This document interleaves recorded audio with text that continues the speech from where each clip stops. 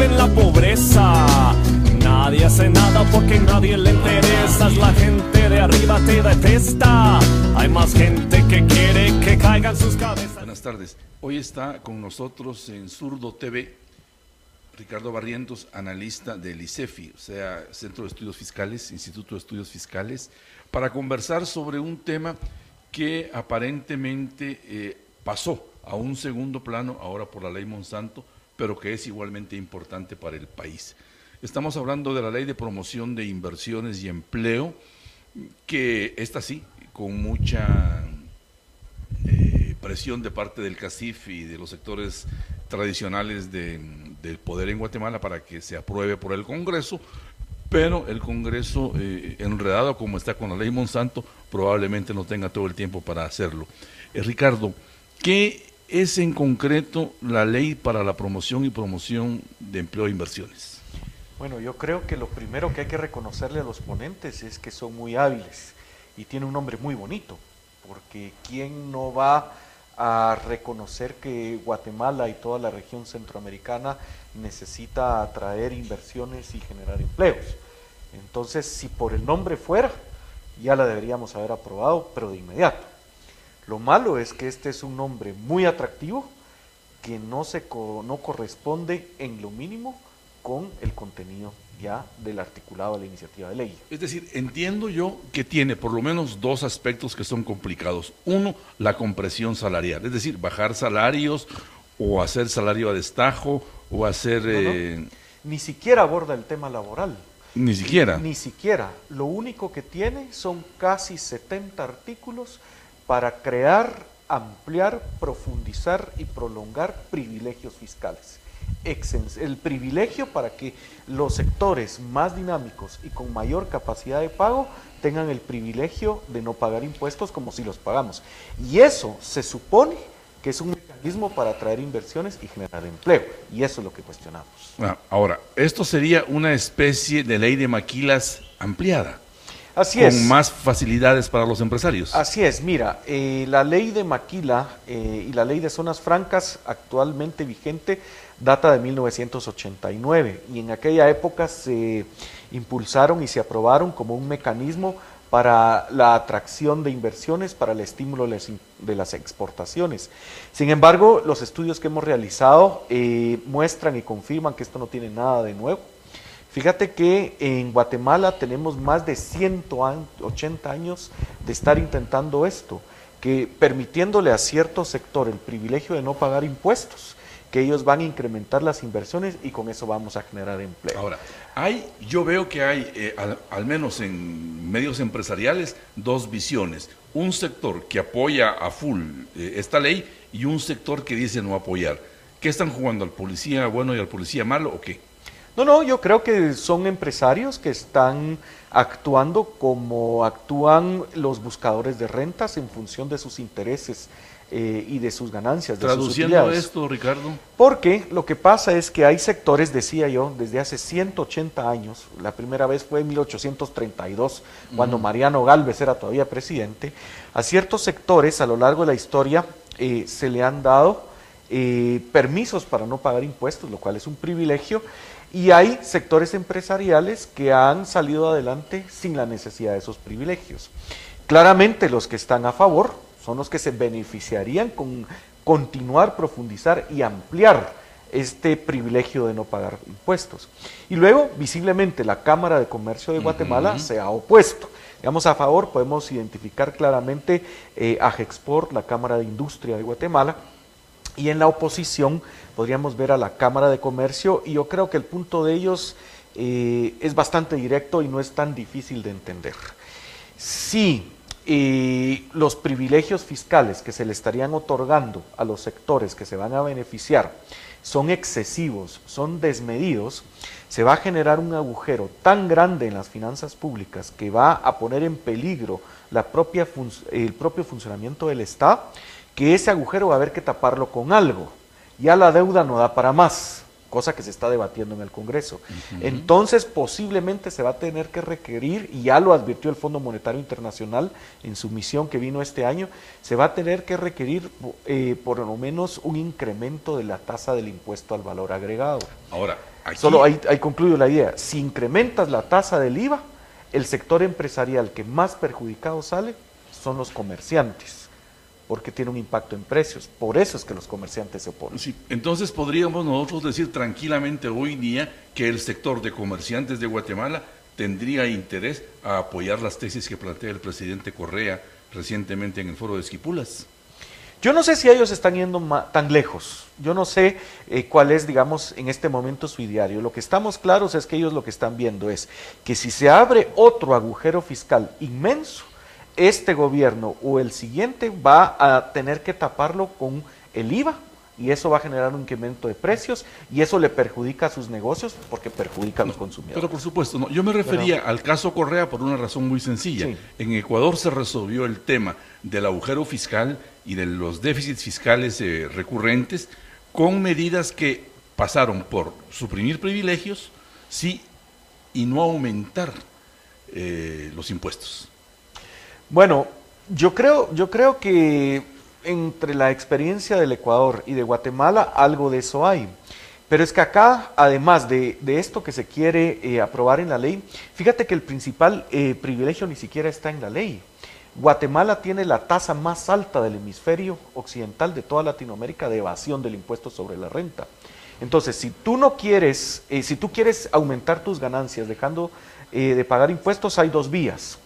La, entre comillas, legal, que sería este tipo de leyes, donde el Congreso te legaliza el privilegio de no pagar impuestos, o simplemente lo evades. En Guatemala se evade el 60% de la base, y ese es el más alto de Latinoamérica. Yo creo que ahí habría una diferencia con lo que Correa hizo en Ecuador, porque de alguna manera la tasa de evasión allá no es descomunalmente grande como es acá. La disminuyeron con medidas rigurosas del Estado, del gobierno, para controlar la evasión, claro, para controlar privilegios, para controlar contrabando. Por eso, al controlar eso, hubo ingresos importantes para el fisco y no hubo necesidad de incrementar los impuestos. En esa línea yo veo a los comerciantes, digamos, con un posicionamiento que yo pudiera calificar de similar, ¿verdad? Pero la preocupación de ellos son sus negocios, que me parece que es legítima, ¿verdad? Los comerciantes tienen que proteger su negocio de comercio. Y pagan sus impuestos correctamente y todo, ya, no hay problema. No hay problema. Pero además de la posición de los comerciantes, fíjate que digamos, porque ese es un sector que tiene recursos y ha hecho escuchar su voz. Pero además de los comerciantes que terminarían pagando el pato de la cuenta de los privilegios, está que fíjate que los sectores con mayor capacidad de pago son los que no pagarían impuestos. Los comerciantes han advertido que ellos van a perder, ¿pero por qué? Porque los consumidores, entiéndase los trabajadores asalariados, entiéndase los pequeños y los medianos, tendríamos que pagar la cuenta, tendríamos que incrementar nuestro nivel de tributación para que los que están gozando la fiesta la alarguen, ¿verdad? Entonces tenemos, por un lado, con esta ley de promoción de la ley de privilegios fiscales, creo que debería ser. Privilegios fiscales. Bueno, resulta que hay un sector que va a pagar menos todavía. O va a dejar de pagar impuestos. O va a dejar de pagar. Bien, pero la otra parte, la del empleo, yo entiendo, no he leído a fondo la ley, por supuesto, pero entendía que había algunas medidas que buscaban abaratar el salario. No. Es muy poco lo que hay de eso, son casi 70 artículos.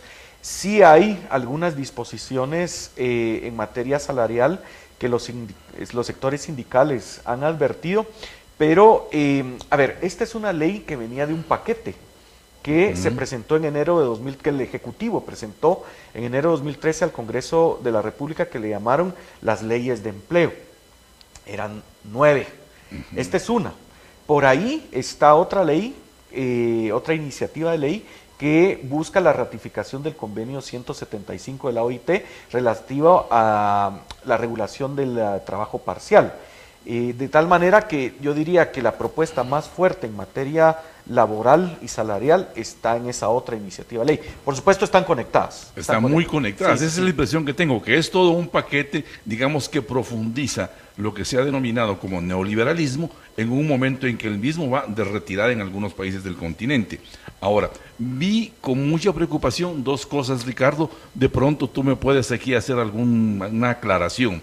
Y sería lo siguiente: por un lado, Fundesa, que evidentemente soporta este tipo de leyes, ¿verdad?, las apoya de todo corazón, advierte sobre el peligro del sindicalismo. Y simultáneamente, en otro escenario, 4 alcaldes disponen bajar salarios. ¿Por qué? ¿Cómo se conecta todo esto con este paquete de leyes?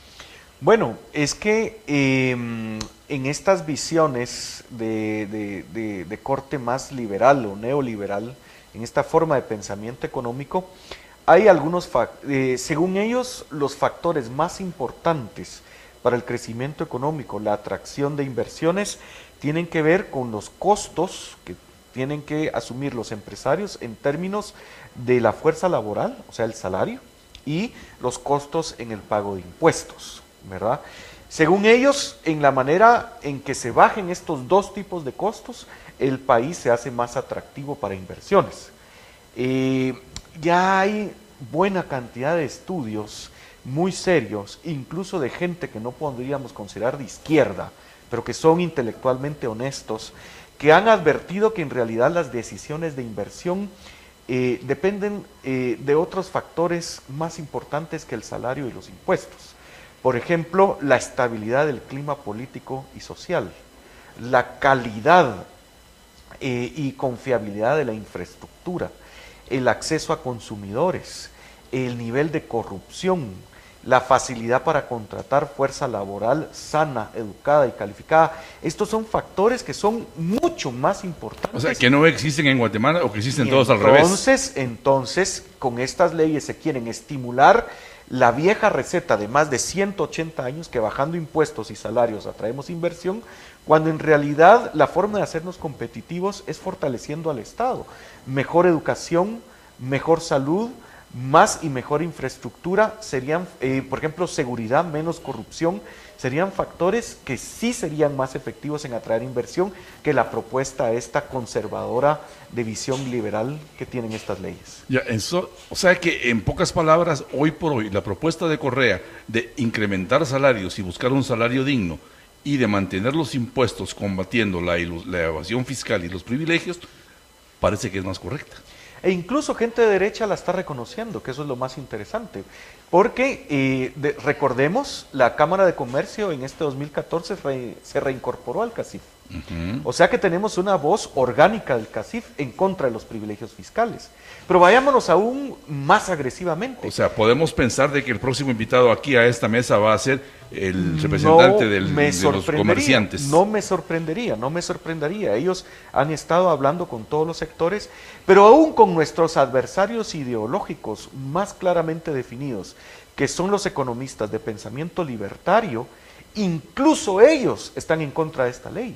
Porque en su forma de pensar, alguien competitivo no debe necesitar privilegios. Es decir, que estamos legislando en contra de la voluntad nacional. La ley Tigo va en contra de la voluntad nacional, la ley Monsanto va en contra de la voluntad nacional, y la ley para la promoción de inversión y empleo, o sea, para mantener privilegios fiscales y ampliarlos, también está en contra de la voluntad nacional. Mira qué curioso, incluso las expresiones ideológicamente mejor definidas de izquierda y la derecha neoliberal coinciden que esto no es bueno para el país, bajo ningún punto de vista. La dejamos ahí.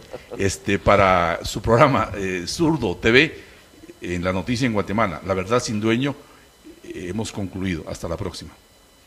Gente que vive en la pobreza, nadie hace nada porque nadie le interesa. La gente de arriba te detesta, hay más gente que quiere que caigan sus cabezas.